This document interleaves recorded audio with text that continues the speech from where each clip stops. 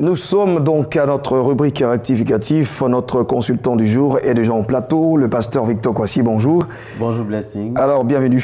Merci. On va encore parler aujourd'hui d'un thème avec vous. C'est toujours un charme de vous écouter. Nous sommes bluffés par l'enseignement qui ressort, les différentes étapes de la vie chrétienne. On va dire aussi les différentes étapes, pourquoi pas, du monde spirituel. Oui, absolument. De toutes les façons, ce sont des étapes qui concernent notre relation avec le Seigneur, notre marche avec Dieu, notre croissance dans la vie chrétienne. Et je pense que les gens devaient comprendre ces étapes-là pour pouvoir mieux les vivre. Parce que ce que nous ne comprenons pas, nous ne pouvons pas vivre, nous ne pouvons pas, je veux dire, nous épanouir dans ce que nous ne comprenons pas. Alors, aujourd'hui, nous allons commencer à parler des différentes étapes ou des stades de la croissance de la vie d'un enfant de Dieu qui vient de rencontrer le Seigneur et qui veut évoluer avec lui. Alors, on ne va pas tourner autour de peau. Moi, je vais vous demander quelles sont ces différentes étapes. Absolument. Selon 1 Jean chapitre 2, verset 12 au verset 14, Paul parle de ces différentes étapes. Il dit par exemple, je vous ai écrit petits enfants parce que vos péchés vous sont pardonnés à cause de ce que Jésus-Christ a fait. Il dit, je vous ai écrit jeunes gens parce que vous avez vaincu le malin. Je vous ai écrit père parce que vous avez compris qui est, et vous avez compris ce que le Père, c'est qui est votre Père ou bien qui est votre conducteur. Je dis ça comme ça. Pour dire que quand nous venons nouvellement au Seigneur Jésus-Christ, nous sommes considérés comme des petits enfants. Des petits enfants, il dit, vos péchés vous sont pardonnés parce qu'on pardonne tout à un petit enfant. On lui remet ses fautes, on se dit, oh, c'est parce qu'il est ignorant, ou parce qu'il ne comprend pas. Et souvent, quand nous venons d'arriver dans le Seigneur, quel que soit notre niveau intellectuel, nous sommes des petits enfants parce que c'est maintenant que nous connaissons Christ. C'est maintenant que nous sommes nés de nouveau. Et quand nous sommes nés de nouveau, nous sommes nés en tant que bébé qui a besoin de grandir. Et c'est dans ces périodes-là que souvent, quand le chrétien vient, il dit, mais quand je prie, le Seigneur m'exauce vite. Il sent que le Seigneur l'exauce vite parce qu'un enfant, on ne peut pas lui refuser quelque chose. Quand un enfant demande quelque chose, on lui donne. On lui donne, il faut qu'on lui donne pour pouvoir l'encourager, mais à un moment donné, il va atteindre une autre étape. Donc, aujourd'hui, malheureusement, les gens ne comprennent pas certaines choses. Et c'est un mal que nous remarquons dans certaines assemblées, dans certains endroits où quand quelqu'un vient à l'église, quand il vient d'accepter le Seigneur, le mois qui suit, on l'établit comme diacre, on l'établit comme tel ou tel responsable de telle activité de l'église parce qu'on estime qu'il est assez intellectuel pour pouvoir gérer cette position. Mais ce que nous oublions, c'est que la condition ou la position socio-intellectuelle de quelqu'un ne définit pas sa capacité à gérer les choses spirituelles. D'accord. Alors, il faut que nous puissions comprendre que c'est un bébé que nous devons éduquer, nous devons élever selon les principes de Dieu pour qu'il arrive à l'étape de jeunes gens. Jeunes gens, vous savez, quand nous sommes dans l'adolescence, il y a des conflits dans notre esprit. Il y a des mises en cause, il y a des choses que nos parents nous refusent volontairement pour que nous puissions apprendre à aller plus loin ou à chercher nous-mêmes.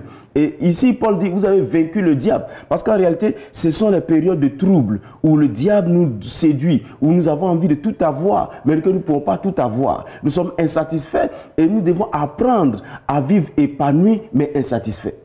Malheureusement, aujourd'hui, l'adolescent a du mal à vivre insatisfait et épanoui, ou je dirais épanoui et insatisfait.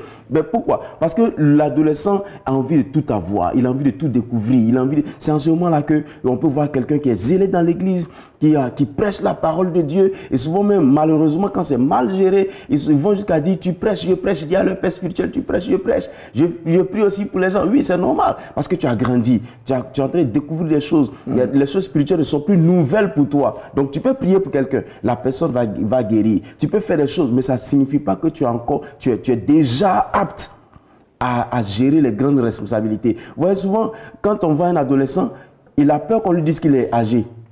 Et aussi, là, il n'a pas envie qu'on lui dise qu'il est petit. C'est un conflit.